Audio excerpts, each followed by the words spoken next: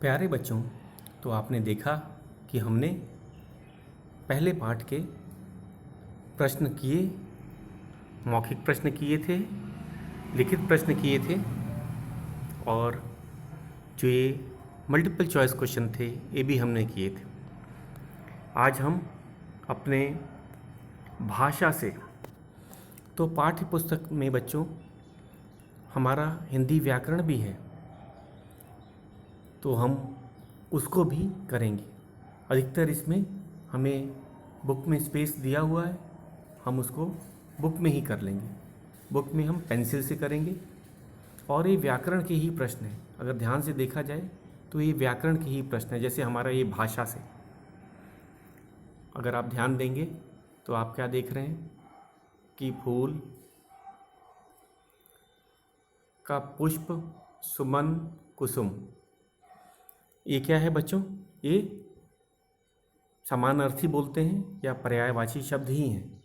तो व्याकरण हमारा हर पाठ के बाद में हिंदी व्याकरण भी दिया हुआ है।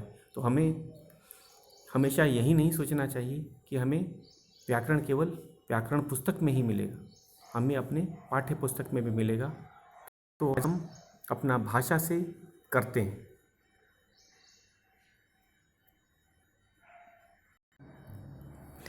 भाषा से क, जरा शब्दों पे ध्यान देना बच्चों। फूल, पुष्प, सुमन, कुसुम, तो ये थे समान अर्थी शब्द। हिंदी व्याकरण में हम लोग समान अर्थी का अर्थ क्या होता है? समान अर्थी का अर्थ होता है समान अर्थ वाले। जैसा कि शब्द से ही पता चल रहा है, समान अर्थी शब्द का अर्थ क्या होता है बच्चों? समान अर्थ वाले शब्द। तो फूल, पुष्प, सुमन, कुसुम, इन सब का एक ही अर्थ है। क्या है? फूल।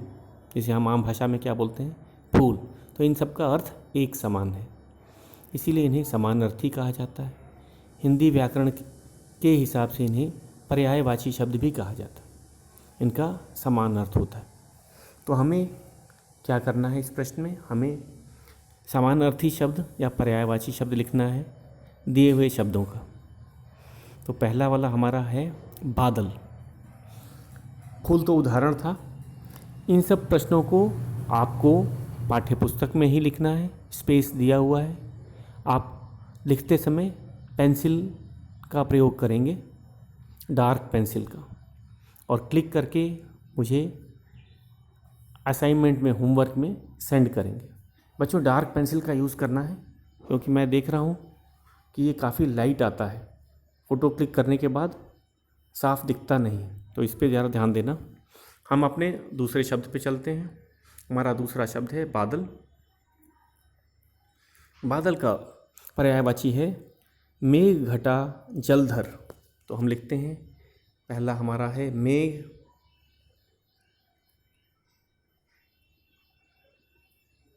घटा और जलधर। जलधर,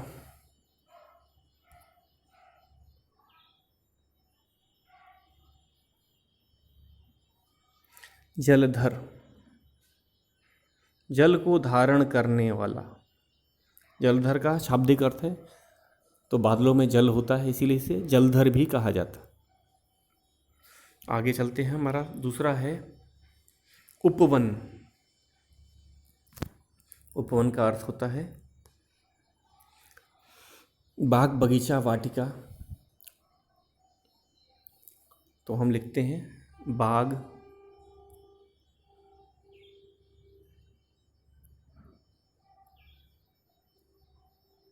बगीचा,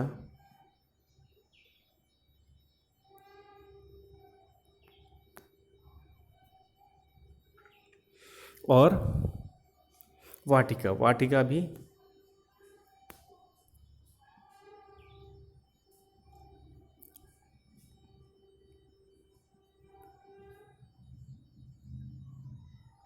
वाटिका भी उपवन का पर्यायवाची शब्द ही है। हमारा अगला प्रश्न है रवि। रवि का अर्थ होता है सूरज, सूर्य, ठीक है, दिनकर। सूरज को दिनकर भी कहा जाता है। दिनकर, दिवाकर, भास्कर, बहुत से पर्यायवाची हैं, समानार्थी शब्दों की कोई कमी नहीं है बच्चों, ठीक है।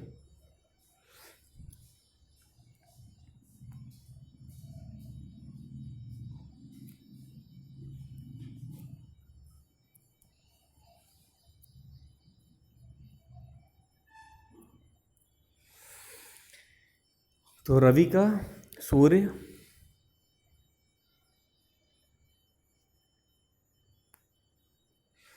सूरज,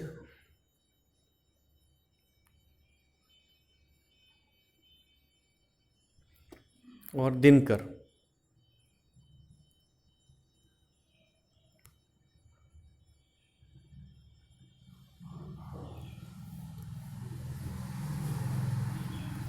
उसी तरह हमारा अगला शब्द है दुनिया। दुनिया, संसार, जग, विश्व, ये सब है। संसार,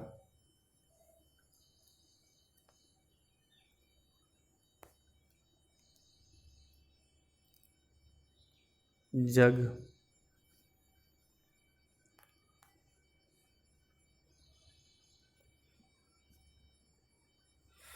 तो संसार, जग, विश्व, ये सब क्या है? सही कहा आपने, समानार्थी है, दुनिया के समानार्थी शब्द हैं। वैसे भी मैं इसको करके आपको व्हाट्सएप पे और स्नैप होमवर्क में इसका फ़ोटो क्लिक करके आपको सेंड करूँगा। आप इसको समझने की कोशिश करें। जो भी वीडियो बनाई जाती है उसमें मेन काम है हमें समझने का।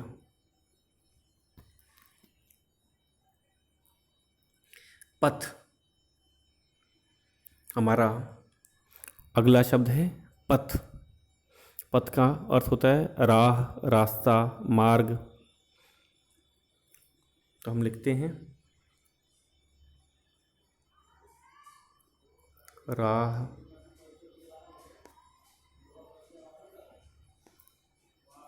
रास्ता,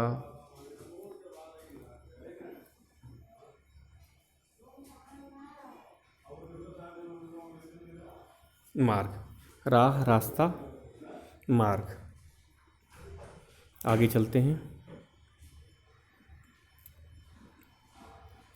ख, ख भाग है रवि सा चलना।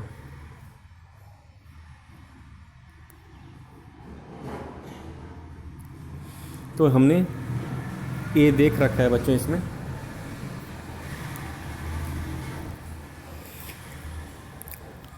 उदाहरण दे रखा है रवि सा चलना। हम लोग कविता में दे रखा है हमें बढ़ते चलना चाहिए, जैसे सूरज उभरता है या सूरज कैसे चलता है, हमें रवि की तरह चलना चाहिए। तो रवि सा चलना, दीपक सा जलना, दीपक सा जलना। उसी तरह हमें दिए शब्दों को पूरा करना है। फूलों सा खिलना, फूलों सा खिलना। फूल क्या होते हैं? खिलना। तो हमें क्रिया लिखना है। जैसे सूरज क्या करता है? चलता है। दीपक क्या करता है? जलता। तो जलना, चलना, ये सब क्रिया है। किसी कार्य होने का पता चलता है या बोध होता है, उसे क्रिया शब्द कहते हैं। तो फूलों सा खिलना, खिलना भी एक क्रिया है।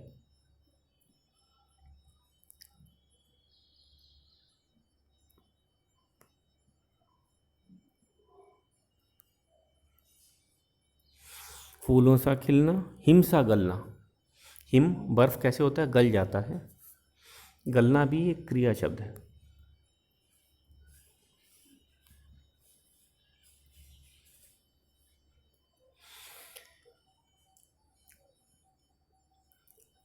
पानी सा बहना, पानी बहता है, हम लिखेंगे पानी सा बहना।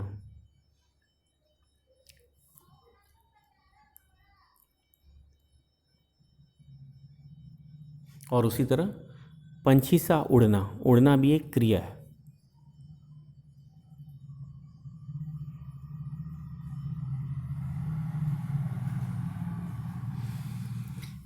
तो फिर से बहुत ही सरल है, एक बार फिर से दोहरा लेते हैं हम इसको। हमें क्रिया शब्द लिखने हैं। ख भाग हमें क्या करता है कि हमें क्रिया शब्द से इसको पूरा करना है। दो उदाहरण भी दे रखे हैं, रवि सा चलना, दीपक सा जलना। तो फूलों सा महकना, खिलना, तो हमने खिलना लिखा। हिमसा गलना, गलना एक क्रिया है। गलना क्या होता है बच्चों? बर्फ ठोस रूप से पिघलकर द्रव्य रूप में आ जाता है, तो उसको गलना बोलते हैं। पानी सा बहना, पानी बहता है एक स्थान से दूसरे स्थान, नदियों में आपने देखा है। तो पानी की क्या प्रकृति होती है, क्रिया क्या होती है? बहना। पंछी सा उड़ना, ठीक है, उड़ना भी हो सकता है, गाना भी। पंछी सा गाना, उड़ना, ये सब क्रिया है, ठीक है। तो ये था हमारा ख भाग। अब हम अपने दूसरे प्रश्न पे चलते हैं। इन शब्दों के समानार्थी शब्द लिखो। समानार्थी शब्द क्या है? एक का होगा अनेक। अरे समानार्थी शब्द हमको लिखना है ना इसमें।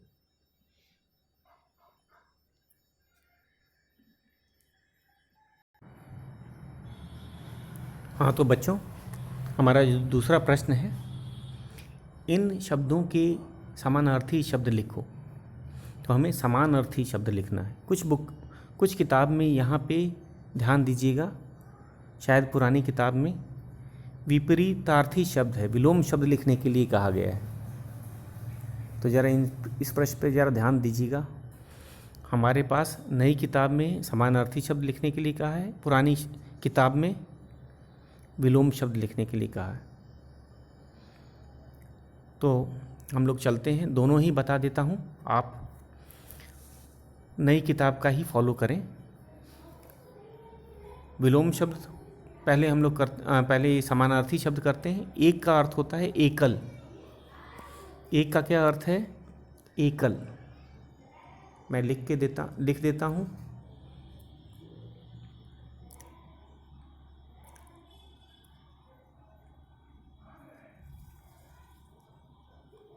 एकल। मानव का है मनुष्य, हम जानते हैं ये मानव का मनुष्य, आधा श और य, मनुष्य। बासी का जीर्ण, हिंदी में बासी को जीर्ण कहा जाता है।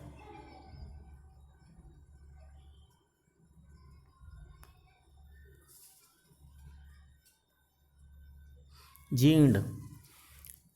अंधेरा को तम या अंधकार, हम तम लिख देते हैं, तम छोटा है, आप अंधकार भी लिख सकते हैं। अंधेरा का अंधकार या तम।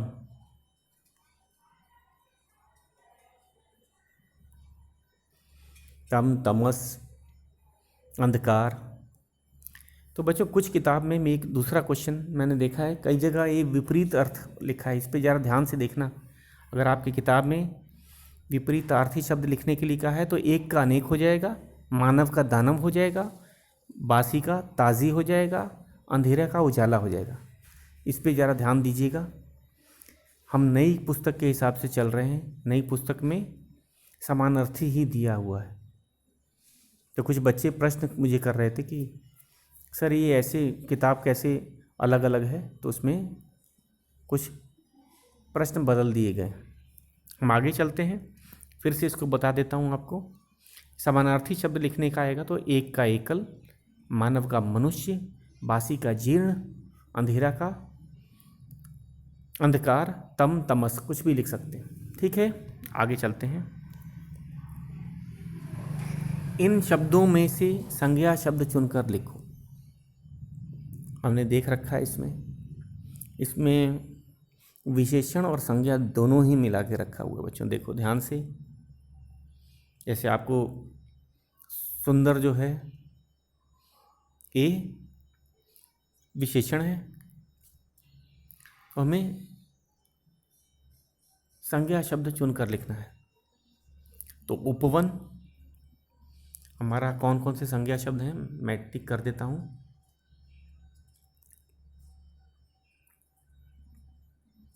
मैं उन पे गोला लगा देता हूँ। आप आराम से आप उसको नोट कर लेंगे। उपवन संज्ञा है,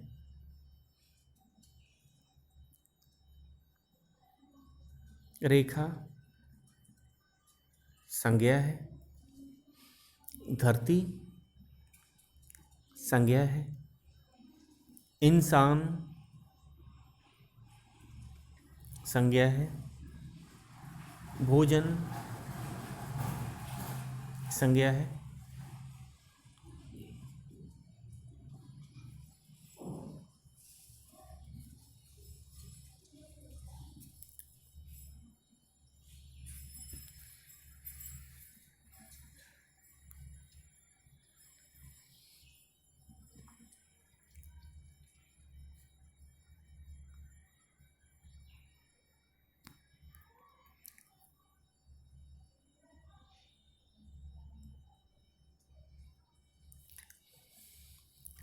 और इसमें विशेषण शब्द भी मिला हुआ है। जैसे विशेषण क्या था? सुंदर, सिंदूरी, प्यासी, भला, बासी, ये सब विशेषण शब्द। तो हमारी संज्ञा का शब्द कौन कौन से थे? एक बार फिर से मैं दोहरा देता हूँ। उपवन, रेखा, धरती, इंसान, भोजन। अब हम आगे चलते हैं। वाक्य बनाओ। दो शब्द दिए हैं, बासी और वासी। बासी का अर्थ होता है बच्चों जो भोजन पुराना हो जाए, उसको हम बासी कहते हैं। अगर कुछ घंटों तक नहीं खाया जाए तो भोजन खाने लायक नहीं रह जाता, हम उसे बासी कहते हैं। वासी मतलब वास करना, वास करना मतलब रहना। ठीक है। हम लोग किस शहर में वास कर रहे हैं? हम लोग वाराणसी के वासी हैं। ठीक है। तो वास करना का अर्थ होता है, या वासी का अर्थ होता है रहने वाला। बासी का पुराना भोजन जो कुछ घंटे बनने के कुछ घंटों तक रखा रहता है और वह खाने लायक नहीं रहता, उसको हम बासी कहते हैं। तो वाक्य बनाने हैं। तो वाक्य तो बच्चों आप अपने शब्दों में भी बना सकते हैं। कोशिश करो, मैं उदाहरण दूंगा आपको, उदाहरण दूंगा, आप उस उदाहरण को समझेंगे और वाक्य अपने ही शब्द से बनाएंगे। तो शुरू करते हैं। पहला वाला है हमारा बासी। हमें बासी भोजन नहीं खाना चाहिए। तो बच्चों इसको क्या कहेंगे? हमें बासी भोजन नहीं खाना चाहिए। हमने वाक्य बनाया है, बासी उसमें आ रहा है। हमें बासी भोजन नहीं खाना चाहिए। अगला शब्द है हमारा वासी। हम सब भारतवासी हैं। हम लोग कहाँ रहते हैं? भारत में। तो वाक्य क्या है? हम सब भारतवासी हैं। तो बच्चों क्या इसका वाक्य है? हम सब भारतवासी हैं। अगला प्रश्न है हमारा, ये बहुत इम्पोर्टेंट है। समझो और लिखो। समझो और लिखो, ये है नेक। तो ये वर्ण विच्छेदन करना है। हम जानते हैं शब्द किससे बनता है? वर्णों से बनता है। वर्ण भी कितने प्रकार के होते हैं? दो प्रकार के होते हैं, स्वर और व्यंजन। हम उन हर वर्णों को लिखना है, उसको अलग अलग करके लिखना है। जैसे एक उदाहरण नेक का दिया हुआ है। न में किसकी मात्रा है बच्चों? ज़रा ध्यान से देखो। सही कहा, एक ही मात्रा है। तो हम पहले व्यंजन क्या लिखे? न के नीचे हलंत या हल का निशान क्यों लगाया? क्योंकि तभी न बन पाएगा।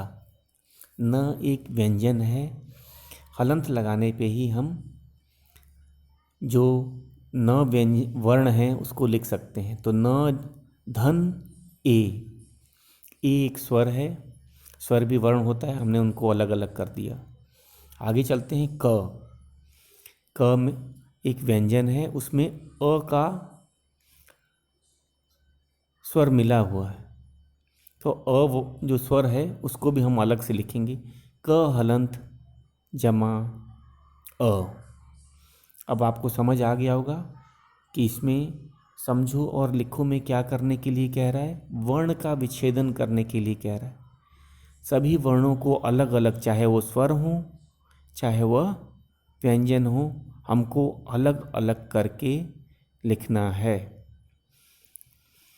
इसको व्याकरण के भाषा से हम वर्ण विच्छेदन कहते हैं। ठीक है, वर्ण विच्छेदन, वर्ण विन्यास ऐसे कह के कहा जाता है।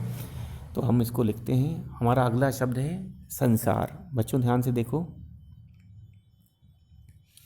अगला शब्द है हमारा स, संसार। तो स में मैंने बताया है स हलंत में अ लगेगा। इसको हम लिखते हैं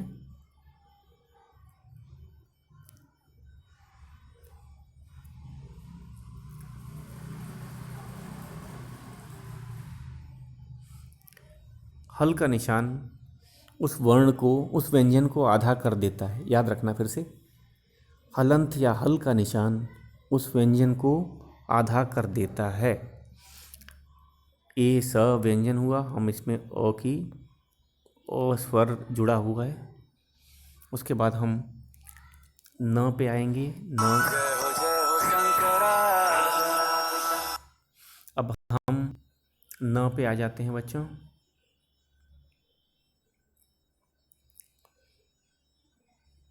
न, हल का निशान आधा न है। उसके बाद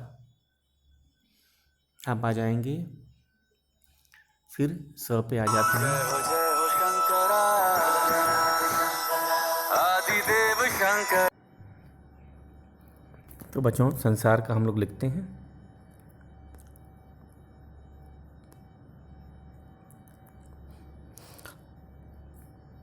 संसार का लिखते हैं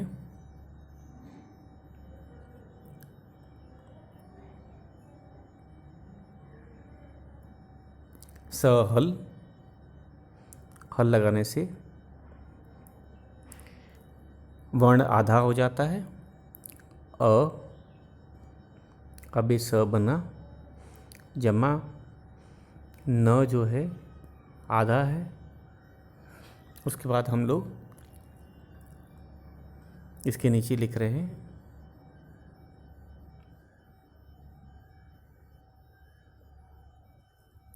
न के बाद स हलंत,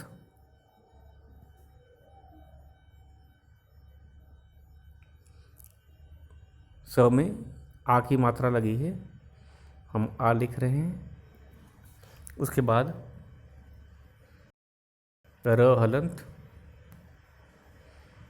जमा अ। तो बच्चों ध्यान से इसको देखो, स हलंत अ, ई क्या बना स। न में हलंत लगाने से वो आधा हो जाता है।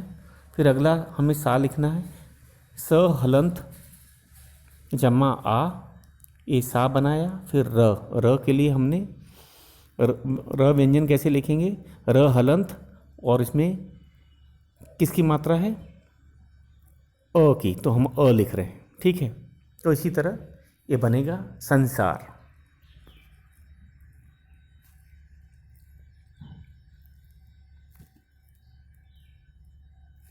अगला है हमारा प्यासी।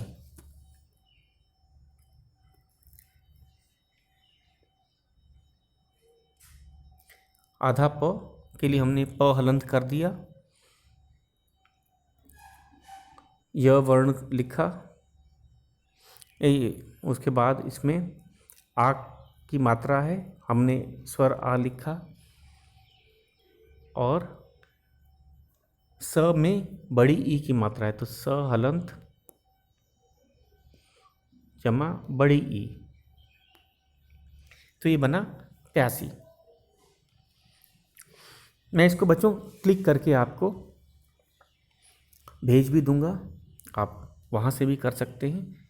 इसमें हम लोग समझेंगे, मेन हमारा काम है समझना। जैसे सिंदूरी, सिंदूरी में क्या है, स में छोटी ई की मात्रा है और तो स अलंत ई, फिर हमें आधा न लिखना है। मैं इसको करके आपको दिखा रहा हूँ, ध्यान से देखिए इसको।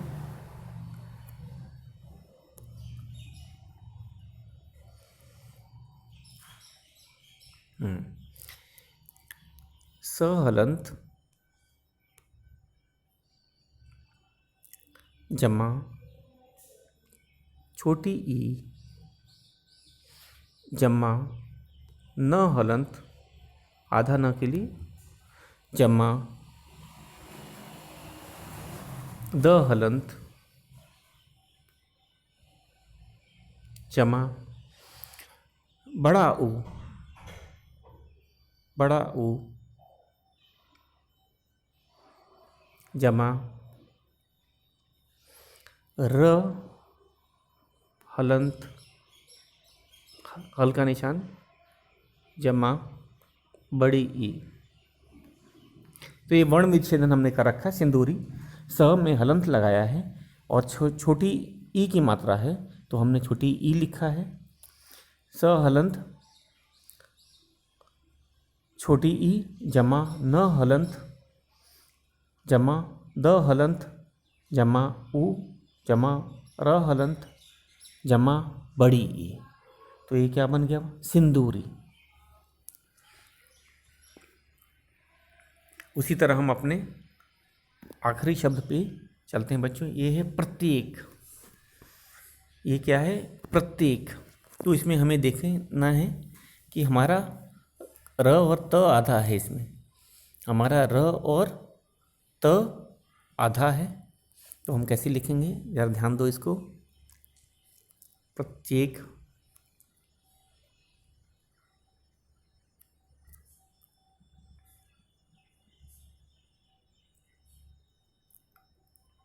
प हलंत प हलंत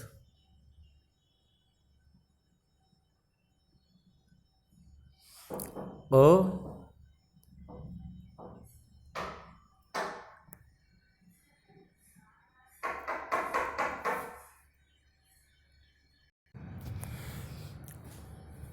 तो बच्चों इसको लिखते हैं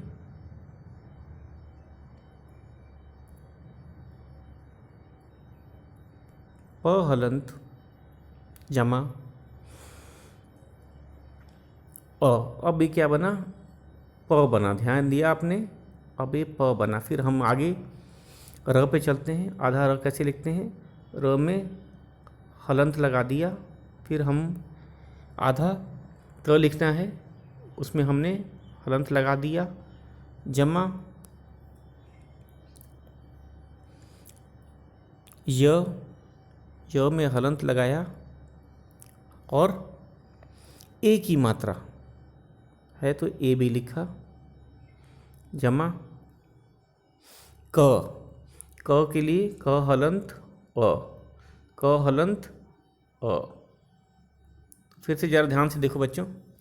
प्रत्येक, प्रत्येक में र और आधा त, ये हमारे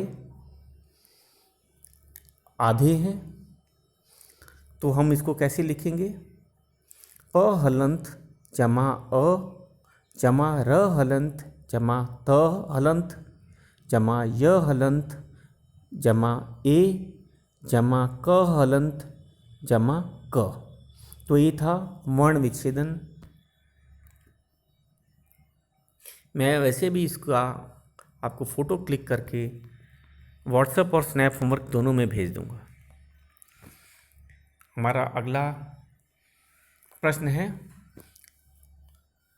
एक नए संसार के बारे में लिखना है आपको, रफ कॉपी में लिखना है। एक नए संसार के बारे में आपको एक छोटा सा अनुच्छेद लिखना है, कैसा होना चाहिए, लोगों को कैसे नेक बन के एक साथ मिल के एकता के साथ भाईचारे के साथ लोगों की मदद करते हुए रहना चाहिए, इस पे आपको कुछ लिखना है। कविता को याद करो और सुनाओ, ये तो हमने कर लिया। अगला है चार्ट पेपर पर सुंदर कविता को लिखना है, सुंदर, और चित्र बनाना है। ये भी आपको करने वाली चीज़ है। तो क्रियाकलाप के प्रश्न बच्चे छोड़ देते हैं, ऐसी बात सही नहीं है, उसको प्रयास करना चाहिए और बनाने की। अगर हर कविता का नहीं बना सके, कम से कम एक का तो बना के लाना है आपको जब स्कूल खुलेगा। तुम संसार के लिए क्या करना चाहते हो, अपने मन के भाव बताते हुए कविता बनाकर लिखो। आप कविता भी लिख सकते हो, छोटी कविता होनी चाहिए, 5-6 लाइन की। संसार के लिए आप क्या करना चाहते हैं, आप भी कविता की रचना कर सकते हो, और कविता लिखने के बाद अपना नाम लिखें, क्योंकि इस कविता के आप कवि होंगे। तो इन चारों प्रश्नों को एक बार देख लीजिएगा। हमने तो कुछ कर भी रखा है, जैसे कविता याद करके सुनाओ, ये तो आपने कर ही रखा है। एक नए संसार का अनुच्छेद कैसे लिखना है मैंने आपको बताया, अपने ही शब्दों में लिखना है, ये सब रफ कॉपी में होगा। ठीक है बच्चों, तो धन्यवाद आज के लिए। कल से हम अपना दूसरा पाठ पढ़ेंगे।